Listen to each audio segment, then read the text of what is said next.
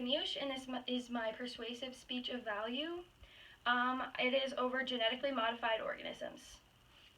Close your eyes and imagine what the world would look like in the year 2050 as the current world's population of 7 billion explodes to an estimated 9 billion people. How will farmers in Nebraska and around the world face this challenge of increasing yields and make the most of every acre of suitable land while preserving the environment? Will there even be enough land to produce the food supply necessary? These are very important questions and ones that scientists and many companies like Monsanto are trying to answer by developing genetically modified organisms engineered to help solve these looming issues. According to Monsanto in 2018 in the article Improving Agriculture, people have been genetically modifying plants and animals over 10,000 years as people selectively breed plants and animals. Modern technology allows plants and animals to be modified on a different scale in their DNA using genetic markers.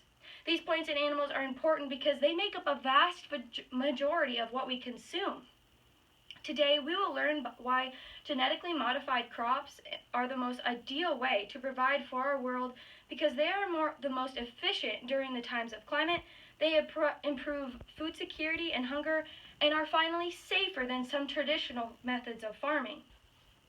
We will first plow our way into the value of the efficiency of genetically modified plants and animals, especially during times of climate change. The first problem that genetically modified crops can remedy is climate change. It is no secret that the weather patterns are changing around the world. This in turn affects how we grow food. Many crops, especially corn, have been affected by climate change. It is the responsibility of agriculture to adapt to these changes in the environment. According to Howden in the 2007 journal article Adapting Agriculture to Climate Change, he believes that more heat and drought-resistant seeds are what are needed to help cope with this climate change. New genetically modified crops have the ability to withstand such dramatic water supply issues that climate change often brings about. But how can we remedy this issue? Although things such as climate change and the growing population are inevitable, helping to fund and accept certain companies like Monsanto that help to aid these issues through GMOs is a valuable and important thing to do. The author Daniel Norero of the February 2018 article GMO Crops Have Been Increasing Yields for 20 Years with More Progress Ahead stated that the technology that is being applied experimentally in rice and wheat, two crops that have already reached their peak yield and feed the majority of the world's population, would increase yields by 50%. In addition, it would be possible to use much less water and fertilizer to produce the same amount of food. How could someone turn down these beneficial crops when they are doing so much to reserve our world's resources while also feeding it? Many believe that GMOs are harmful. There is no evidence that shows this, and that they have already been around for lifetimes, which is long enough to see the effects of GMOs. Next, we will grow into the knowledge about GMOs' ability to provide food security to developing countries around the world. According to Monsanto's document called Improving Agriculture, worldwide 925 million people, or about 1 in 7, go to bed hungry. Also in the U.S., 16% of Americans face food insecurity. So what exactly is food insecurity? According to the USDA, food insecurity is described as the lack of access by all members of a household to enough food for an active, healthy life. This issue is not only happening in developing countries, but all around the world, even in Nebraska. Farmers, especially in Nebraska, have been partnering with companies like Monsanto and the University of Nebraska to help fight food insecurity and create crops that have increased nutritional value. Rice and wheat are two important crops to the food insecurity of the billions of people worldwide, according to the spring 2013 UNL Good News by Klukas. The article highlighted Sally McKinsey, a leading scientist at the University of Nebraska-Lincoln, who called a type of nutritionally enhanced rice golden rice. The rice was discovered in 2000 and can help feed starving and malnourished children and can even prevent blindness. These crops have become pertinent around the world when there is not enough food to go around. The supply that countries have will at least provide the same amount of nutrients that a full meal can. Some people, however, have created problems for these companies and have come to the conclusion that products need to be labeled if they contain GMOs. However, this is hard to regulate due to the different perspectives and definitions of exactly what a GMO is.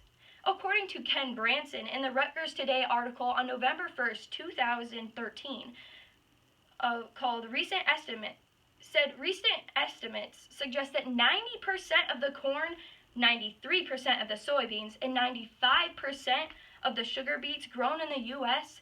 are GM varieties. Experts say that most processed foods in the U.S. contain an ingredient from a GM crop. This goes to show the importance of GM crops in their products and their vastness.